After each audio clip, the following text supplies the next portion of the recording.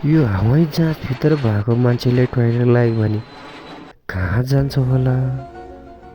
खोइ के हो के सोचेको नाति?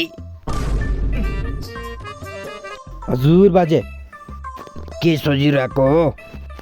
त्यो आकाशमा उड्ने हवाई जहाजभित्र भएको मान्छेहरूलाई टोइलेट लाग्यो भने टोइलेट कहाँ गर्छ होला भनेर सोचेँ के बाजे। नाति पनि त्यति जाब कुरो पनि थाहा छैन। मसँग सुनाऊ, यहाँ आऊ न, यहाँ छिटो। त्यो के गर्छ भने त्यो जहाजमा चढ्नुभन्दा अगाडि नै सबैलाई एउटा एउटा प्लास्टिक दिन्छ कि नाति, एउटा एउटा प्लास्टिक। बुझ्यौ नि तिमीले? बुझ्यो? हजुर बाजे।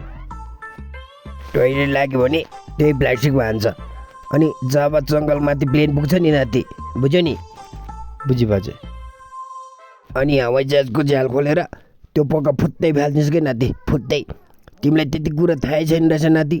त्यसो कुरो त मसँग सिक्न हो कि नाति, मसँग। झ्याल खोलेर फुत्तै त्यही जङ्गलमाथि फालिदिन्छ कि नाति, फुत्तै। तिमीलाई त्यति कुरो पनि थाहा छैन रहेछ नाति। त्यस्तो कुरो त मसँग सिक्न हो कि नाति, मसँग।